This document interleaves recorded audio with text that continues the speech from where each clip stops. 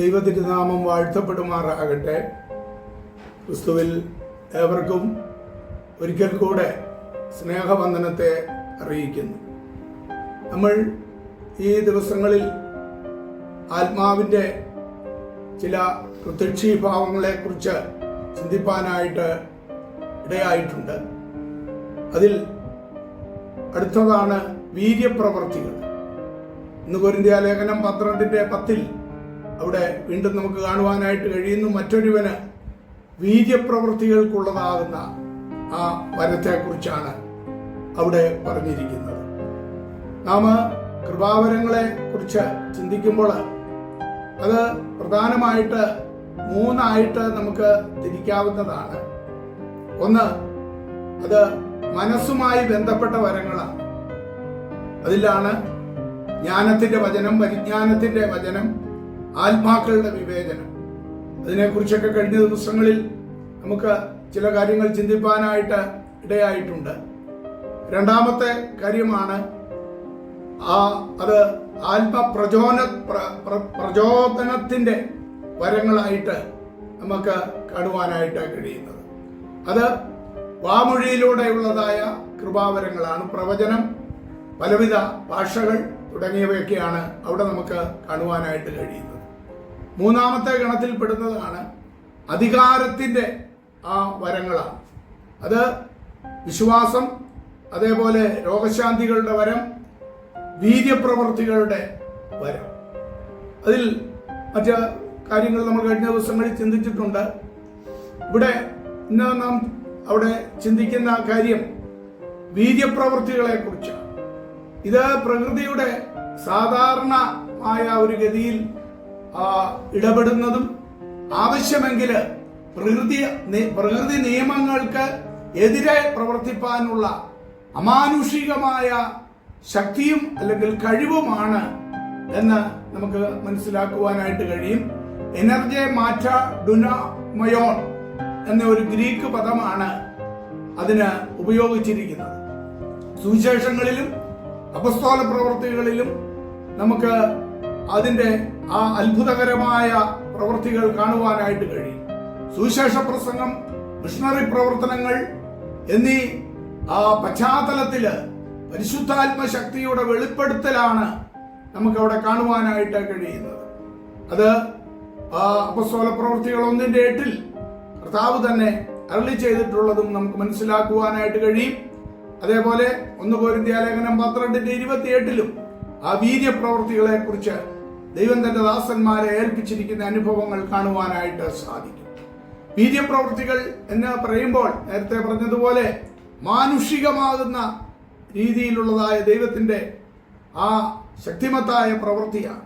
പുറപ്പാട് പുസ്തകം 7:10 തൊട്ട് 14 അധ്യായത്തിന്റെ 21 വരെയുള്ള ഭാഗങ്ങളൊക്കെ നമ്മൾ പഠിക്കുമ്പോൾ മോശയിലൂടെ ദൈവം ഫറവോന്റെ മുമ്പിൽ ചെയ്തെടുത്ത വലിയ വീര്യപ്രവൃത്തികൾ, ആ 10 ബാധകൾ അയക്കുന്നതും അല്ലാതെയും ഒക്കെ ആയിട്ട് ഇസ്രായേൽ മക്കളെ മിസ്രയീമിൽ നിന്ന് വിടുവിച്ച് കൊണ്ടുപോരുന്നത്, ചെങ്കടൽ കടത്തുന്നത്, യോർദാൻ കടത്തുന്നത്, ഇതെല്ലാം നാം ചിന്തിക്കുമ്പോൾ എരിയോവിന്റെ തകർച്ച, അനേക വീര്യപ്രവൃത്തികൾ അവിടെയെല്ലാം തന്റെ ദാസന്മാരിലൂടെ ദൈവം ചെയ്യുവാനായിട്ട് ഇടയായിട്ടുണ്ട്.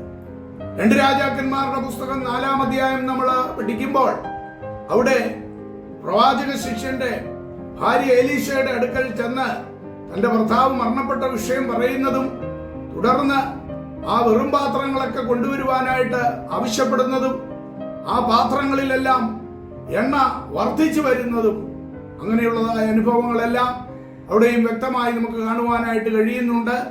തുടർന്ന് ധനികയായ സ്ത്രീ ആ എലീശയെ തന്റെ ഭവനത്തിൽ കൈക്കൊള്ളുകയും അവൾക്കൊരു മകനില്ലായിരുന്നു, ഒരു മകൻ ലഭിക്കുകയും എന്നാൽ ആ മകൻ മരിച്ചു കഴിഞ്ഞപ്പോൾ വീണ്ടും ആ മകനെ ഉയർപ്പിച്ചു കൊടുക്കുന്ന അനുഭവങ്ങളും ഒക്കെ നമുക്ക് അവിടെ കാണുവാനായിട്ട് സാധിക്കും.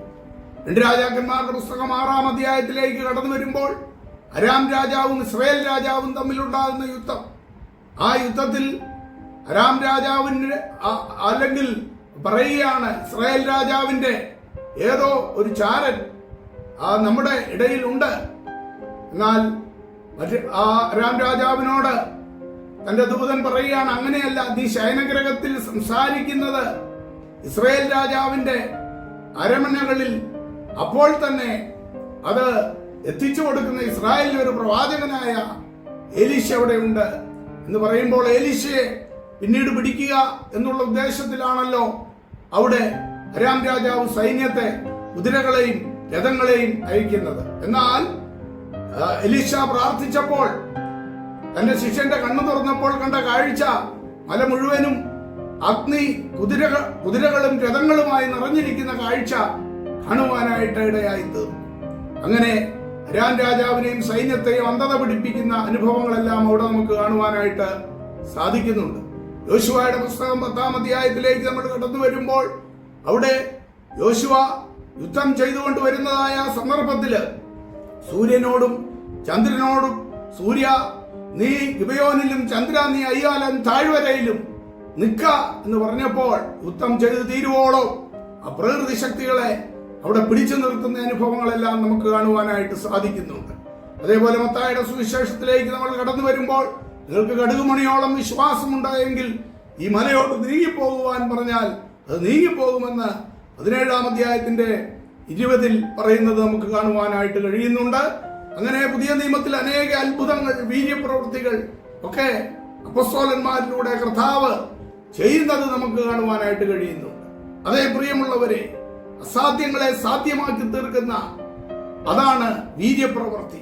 മരിച്ചവരുടെ ഉയർപ്പ്, അല്ലെങ്കിൽ രോഗികളുടെ സൗഖ്യം, അല്ലെങ്കിൽ ലോകത്ത് അസാധ്യമെന്ന് പറയുന്നതായ കാര്യങ്ങളെ, രേഖകളെ, എഴുതിയിരിക്കുന്ന രേഖകളെ ഒക്കെ തിരുത്തിക്കുവാനായിട്ട് ദൈവത്തിന് സാധിക്കും. അതുകൊണ്ട് ഈ ദിവസങ്ങളിൽ പരിശുദ്ധാത്മാവിന്റെ ശക്തിയോടുകൂടെ, ഒരുപക്ഷെ നിനക്കെതിരായി എന്തെങ്കിലും ശത്രു തയ്യാറാക്കിയിട്ടുണ്ടെങ്കിൽ പരിശുദ്ധാത്മാവിന്റെ ശക്തിയോടുകൂടെ നീ എഴുന്നേറ്റ് നിൽക്കുമെങ്കിൽ നിനക്ക് വേണ്ടി പ്രവർത്തിക്കുന്ന ഒരു കർത്താവുണ്ട് എന്ന് മനസ്സിലാക്കിക്കൊണ്ട് ആ ദൈവകരങ്ങളിൽ നമ്മെ തന്നെ നമുക്ക് ഏൽപ്പിക്കാം. അവിടുന്ന് നമ്മെ അനുഗ്രഹിക്കുമാറാകട്ടെ. ആമേൻ.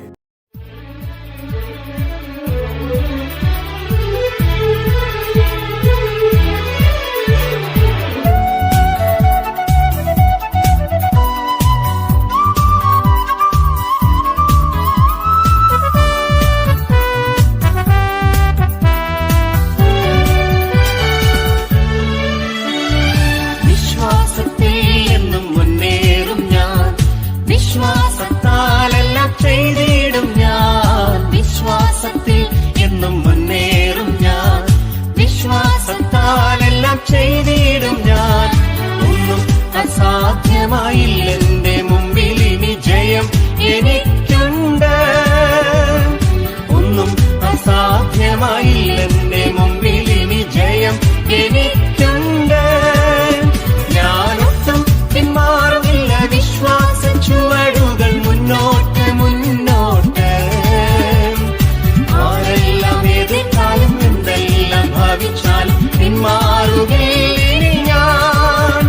അധികാരത്തോടെ ഇനി കൽപ്പിക്കും ഞാൻ, പ്രതികൂലങ്ങൾ മാറിപ്പോകും. ഒന്നും അസാധ്യമായില്ലെന്റെ മുമ്പിൽ ഇനി ജയം എനിക്കുണ്ട്.